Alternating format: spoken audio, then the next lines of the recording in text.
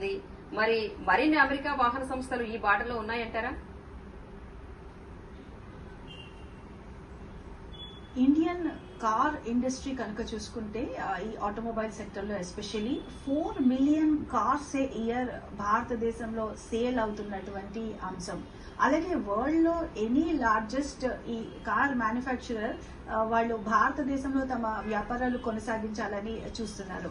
ఇది ఒక అంశం. అయితే మరొక అంశం, భారతదేశంలోని ఈ automobile sector largely protected sector. World లోనే చూసుకున్నట్టయితే one of the largest protection ఇస్తున్నటువంటి ఈ సెక్టర్ ఈ automobile sector. Nearly imported cars పై 110% వరకు టారిఫ్ విధిస్తున్నటువంటి పరిస్థితి కూడా మనకు కనిపిస్తుంది. అలాగే ఈ ఆటోమొబైల్ ఎస్పెషలీ ఈ లగ్జరీ కార్ సెగ్మెంట్ కూడా one of the crucial points in the negotiation. Current గా ఇండియా అండ్ యుఎస్ నెగోసియేషన్స్ లో ఆటోమొబైల్స్ కూడా ఒక వన్ ఆఫ్ ద సిగ్నిఫికెంట్ అంశంగా ఇప్పుడు మనకు కనిపిస్తున్నటువంటి పరిస్థితి. అలాగే ఎక్సెప్ట్ అగ్రికల్చర్ అన్ని ప్రొడక్ట్స్ పై ఈ 0 నుంచి అలాగే నెగ్లిజిబుల్ టారిఫ్స్ విధించాలనే అంశం కూడా యుఎస్ పట్టుపడుతున్నటువంటి అంశం. అయితే దీనికి అనుగుణంగా ఇటు యుఎస్ కూడా ఈ లగ్జరీ కార్స్ పై ఈ టారిఫ్స్ కంప్లీట్ గా తగ్గించాలి అనే అంశం కూడా ఈ నెగోసియేషన్స్ లో ముందుకు తీసుకువచ్చింది. అలాగే ఈ టెస్లా సిఇఓ కూడా టెస్లా భారతదేశానికి రాకపూర్వం కూడా ఇదే అంశాన్ని ప్రతిపాదించారు. అయితే ఇక్కడ భారతదేశంలో ఉన్నటువంటి పరిస్థితి చూస్తే ఈ భారతదేశంలో ఉన్నటువంటి luxury car segment one of the potential sectors గా ఉన్నటువంటి పరిస్థితి. అలాగే డొమెస్టిక్ ప్లేయర్స్ ఇటు టాటాస్ గానీ అలాగే మహీంద్రా గానీ వీళ్ళందరూ కూడా ప్రభుత్వానికి తమ వైపు నుంచి అంశాలన్నీ కూడా ప్రస్తావిస్తున్నటువంటి అంశం కూడా ఇక్కడ మన ముందుకుంది.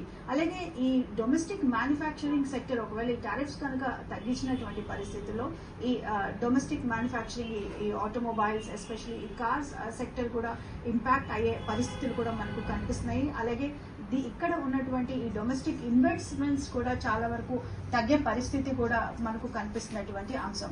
కాబట్టి కంప్లీట్ గా టారిఫ్స్ నెగ్లిజిబుల్ గానీ యుఎస్ అడుగుతున్నటువంటి 0% గానీ ఇమీడియట్ గా చేయలేనటువంటి పరిస్థితి భారత్ వైపు నుంచి కూడా ఉంది.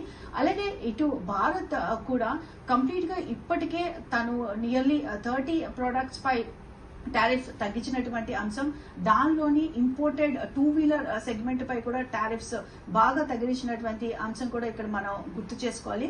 కాబట్టి ఇమీడియట్ గా ఈ ఆటోమొబైల్ రంగంలో ఎస్పెషల్లీ లగ్జరీ కార్ సెగ్మెంట్స్ కానీ వీటిపై టారిఫ్స్ కంప్లీట్ గా తగ్గించినటువంటి పరిస్థితుల్లో డొమెస్టిక్ ఇండస్ట్రీ పై దీని ఇంపాక్ట్ చాలా వరకు కనిపిస్తుంది. ఎస్పెషల్లీ ఇది డొమెస్టిక్ ఇన్వెస్ట్మెంట్స్ కానీ అలాగే దాంతోపాటు ఉన్నటువంటి డొమెస్టిక్ ఎంప్లాయబిలిటీ పై కూడా ఇంపాక్ట్ చేసే పరిస్థితి మనకు కనిపిస్తుంది. అలాగే కాబట్టి కేవలం ఈ టారిఫ్స్ కాకుండా ఈ లగ్జరీ కార్ సెగ్మెంట్ లో ఈ సర్ చార్జెస్ గానీ వీటిని తగ్గించే అంశం ఇప్పటికే ఒక ప్రతిపాదికలో ఉన్నది.